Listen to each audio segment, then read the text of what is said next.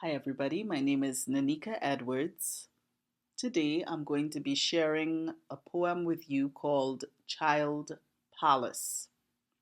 But before I share this piece of writing, it's a lovely poem, I think, if I do say so myself. I would like to share a related scripture. It's from Psalm 139, probably one of the best known psalms, especially among believers. It's Psalm 139, verses 13 to 16, and I'll be reading from the NLT, New Living Translation version. You made all the delicate inner parts of my body and knit me together in my mother's womb. Thank you for making me so wonderfully complex. Your workmanship is marvelous. How well I know it. You watched me as I was being formed in utter seclusion, as I was woven together in the dark of the womb. You saw me before I was born. Every day of my life was recorded in your book. Every moment was laid out before a single day had passed. Again, that's Psalm 139, verses 13 to 16, and that was the NLT version. Child Palace by yours truly, Nanika Edwards. Sweet baby in my palace womb, jeweled with love and diamond loom, the one who sparkles my thoughts with joy, my garnet girl, my beryl boy. You are the richest treasure to me. Oh, how you were gem woven to be. Every strand of your golden tapestry is glory threaded with God's gift rapistry. Oh, in your castle, this temple of doting, clock-a-bye baby and bee bliss floating. Topaz hands are glitter tick-tick talking. I feel your emerald kicking and ruby knocking. Your pearl heart with mine is boop boop beating fast. Can't wait to meet my clear carrot jewel at last. This poem was inspired by the Chinese word for womb, which is 子宫. 子宫. If you've seen some of my previous videos, you would probably recognize the word for child by now, especially if you have seen the videos in this abortion debate series that I've been rolling out on my YouTube channel, Big People Talk. And you would probably know that this word for child could also represent a son, but originally also a daughter, a seed, an egg, and why do I feel I'm leaving something else out? But definitely seed, egg, son or daughter, but now especially a son and a child. And the palace, what you see here, is a building, and the rectangular shapes represent rooms in this building, and the portion above that, which covers the top and encompasses to some extent those rooms, along with a little dot on top, well, what Chinese would call a dot, that represents a chimney. That section on top represents a roof. And so that's a word gong, which is palace.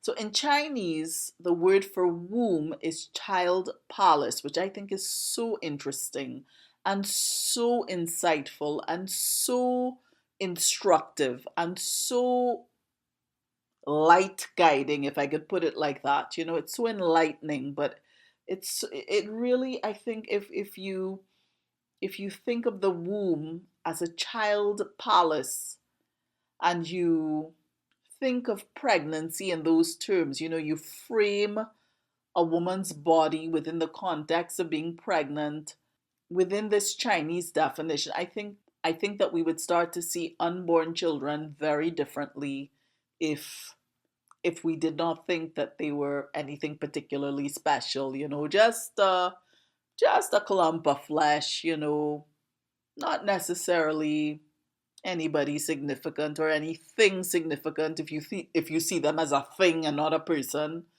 But the Chinese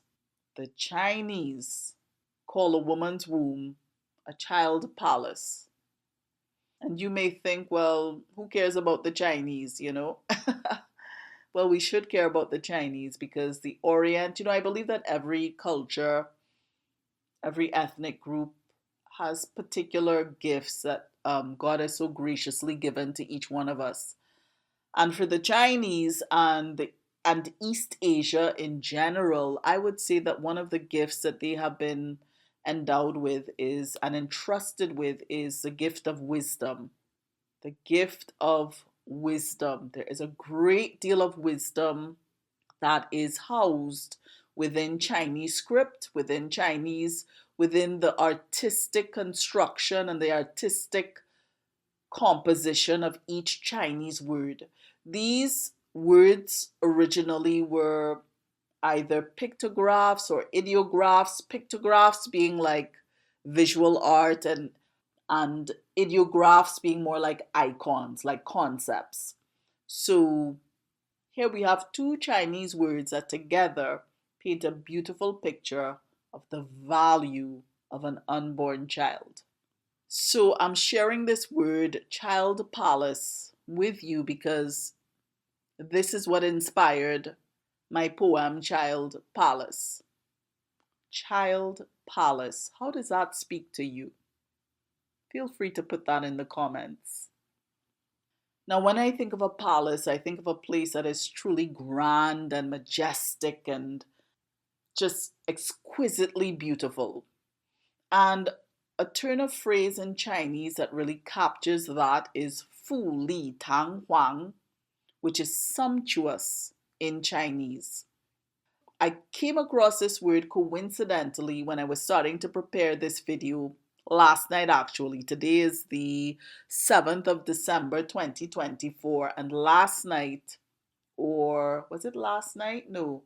Yes, last night in the wee hours of the morning, so yesterday, crossing midnight between the 5th and the 6th of December, I started putting this video together and happened to come across this Chinese phrase on Google Translate. How did that happen? Well, if you viewed the video just before this one, if you check my playlist and you go through the series, my abortion series, my abortion debate series, you would see that in the video just before this one, I had a note at the start of the video saying that I made a slight mistake with the word palatial in English and its Spanish equivalent palatial. And so I mispronounced the word when I was reading my poem. Now, ordinarily, I would go back and probably redo the audio and so on, but in trying to just preserve the quality of my voice, because I think I've been really mistreating my voice, to be honest, I decided to just leave the mistake in and just trust people to be understanding and reasonable about it. Anyway, I had double checked palatial, I should say palatial, on Google Translate just to see if it really was a Spanish word, and it was. Long story short, in focusing on Chinese in this particular video, in going back to Google Translate to look up some things, one thing led to another, and what happened was I had palatial on, I had palatial on one side of the screen, on the left side of Google Translate, and Chinese on the other side for palatial to be translated into. And I noticed this Chinese phrase and it really jumped out at me. It was like a poetic explosion within my senses because when I looked at each word, I knew what all of them meant, or at least, had a pretty good idea of what each of these words meant. And it really was such a beautiful, poetic picture of what palatial is or what palacial is in Spanish that I decided to include it in this video. It's a new phrase for me. I had never seen it before, but like I said, I'm familiar with each of the words in this individual phrase, each of the individual words in this phrase. And there are 4 words. They all fill an invisible square. That's how you can tell, what the words are. And so let me break it down for you. And by the way, this word sumptuous in Chinese, or this phrase for sumptuous, could also represent the word grandeur, right? And we're talking about Child Palace. That's what this poem was about. So this phrase captures the grandeur of a palace or of palatial, see, I'm doing it again, of the palatial space. So let's break this down very quickly. Fu means rich, abundant, wealthy. I'll say that again just so you can absorb it. Fu means rich, abundant, wealthy. Li means beautiful. Li, beautiful. Tang means hall, and it really has a sense of like a big space, and it could also mean like a main hall. And Huang means emperor. So remember, we said that the womb is considered the palace for a child, right? Okay, so let's just go through those again. This word grandeur is made up of 4 separate Chinese words. We're going from left to right, of course, at least in this video. So fu means rich, abundant, wealthy. Li means beautiful. Tang means hall, and Huang means emperor. And by the way, the first 2 words go together and the last 2 words go together. So Fu and Li go together and Tang and Huang go together. So it's like 2 sets of, I don't know what to call them, maybe word complements, and they come together to form a whole phrase. So you have a lot of phrases like in Chinese are like this, like these idiomatic sayings. They tend to be paired like this. You have 2 phrases or 2 sets of words that by themselves form an individual thought. You put those 2 thoughts together and then you get a whole word, right? So by the way, when I saw this word, I knew that fu meant something to do with prosperity. Li, I knew was beautiful. Tang, I know is hall, but it's also a word that I associate with heaven because Tian Tang is heaven. It's like sky hall. The hall of the sky is how Chinese people refer to heaven. And then Huang, I knew was emperor. Now, if we break this down further, you see that Li, which means beautiful, can also mean elegant and magnificent. What does it represent? Well, as you can see now, you're seeing a different word in the place, not a different word, but a different form of script. So now you can see that you're seeing a different version of Li here. This is this complicated script, the complicated or traditional version of Li, which is closer to its original ancient form. And what does it represent? It represents a pair of dares. Is it dare or dares? Can dares be pluralized? Anyways, it's 2 dares together, a pair of dares moving together beautifully, elegantly, with their antlers on their heads, both with antlers, right? That's what this script represents. So I mean, there are so many things. There are so many bunny trails that you can go down with each of these characters, right? With the Fu, with the Li, with the Tang, with the Huang. But I just wanted to point out that Li, beyond the beyond the simple word beautiful, which is beautiful enough in itself, there's also the implication of elegance and magnificence. I mean, if you think of reindeers, dares, and just how beautiful, elegant, graceful they are, I think you would understand what this character is trying to capture. Now, don't look at it and think, "Oh my gosh, I'm not seeing any dare there. I'm not seeing anything that looks like an animal." Don't worry about that. At least you can appreciate the artistic beauty and creativity of the character. You can tell that it's beautifully balanced. It's lovely. I think it's lovely to look at, even if you don't know exactly what it means or how it's put together or what it originally looked like for them to get to this kind of form today. Because originally it looked a little different from this.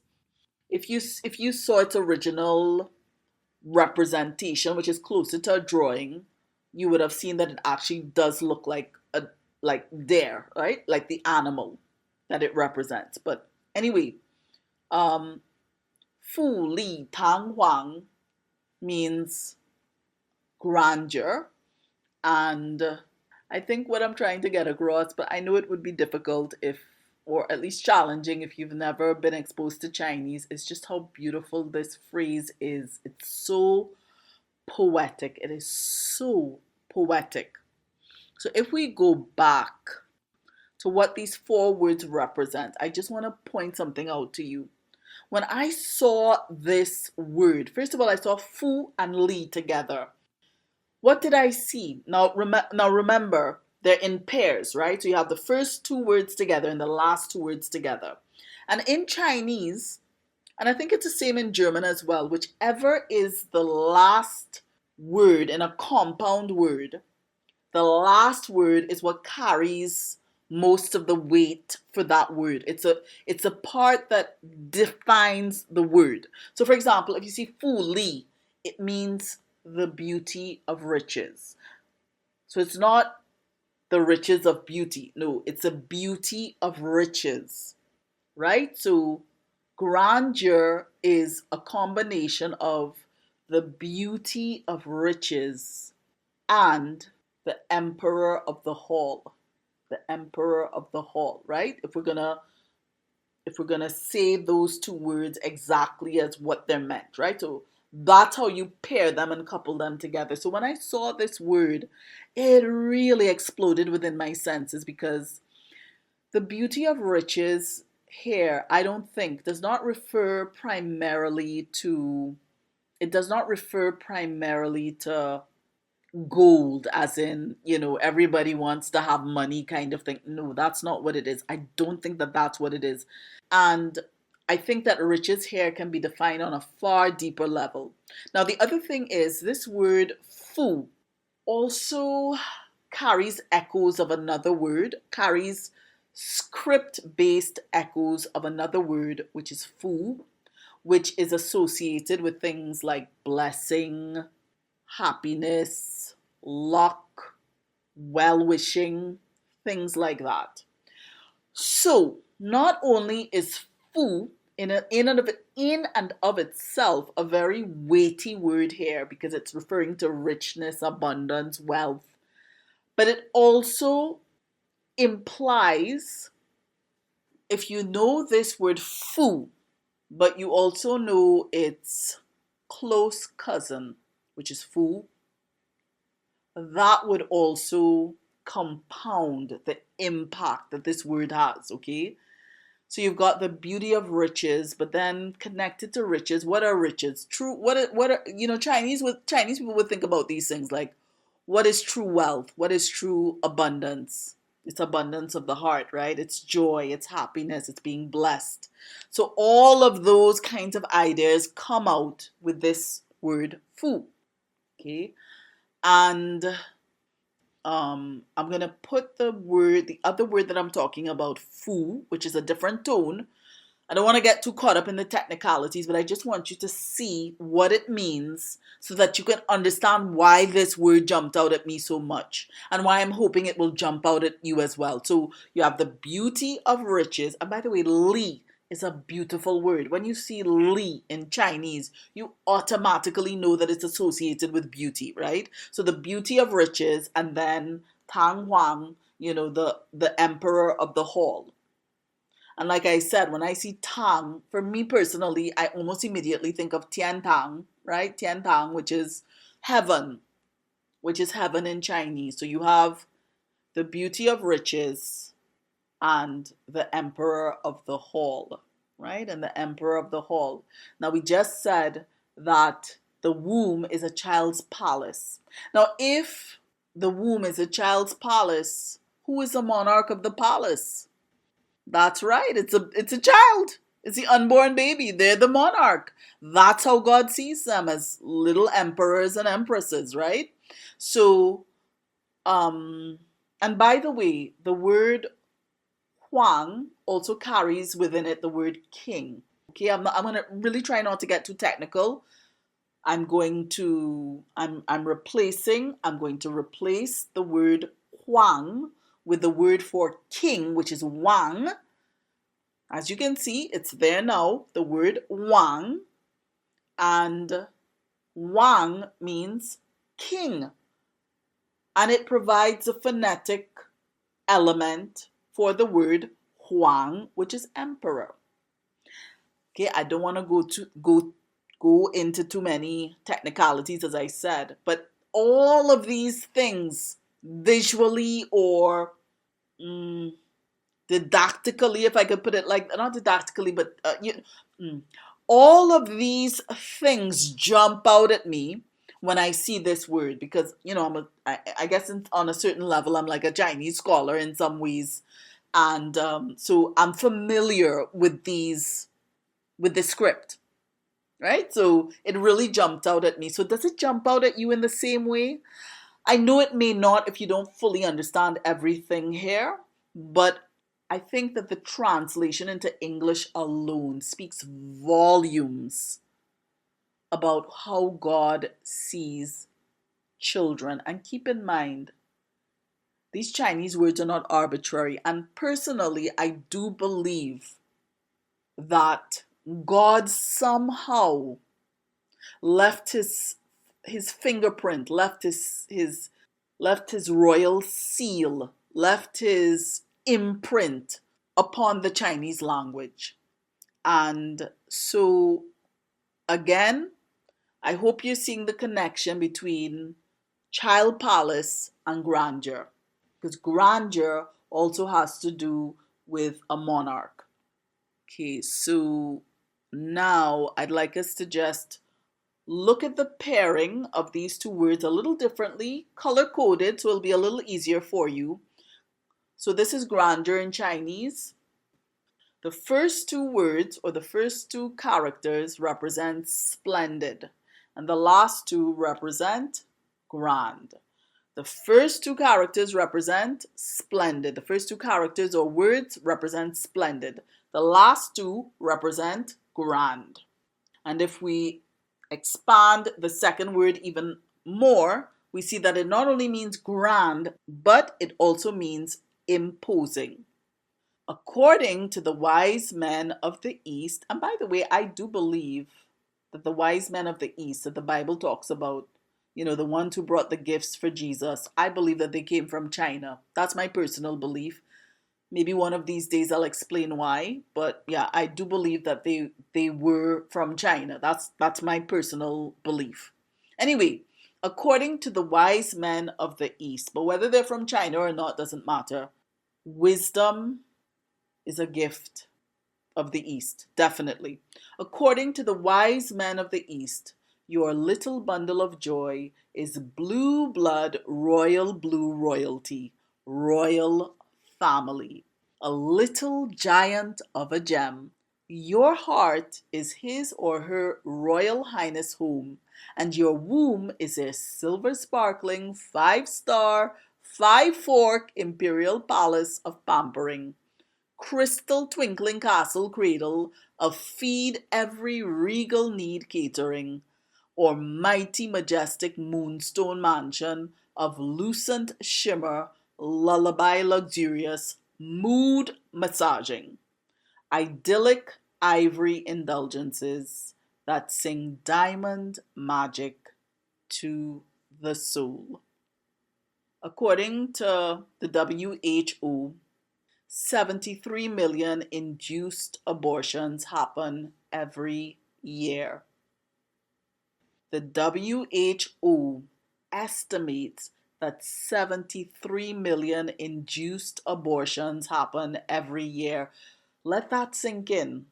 What does 73 million mean to you in the context of your country? For me, here in Trinidad and Tobago, we're just a little over, I don't know, 1.2, 1.3 million people.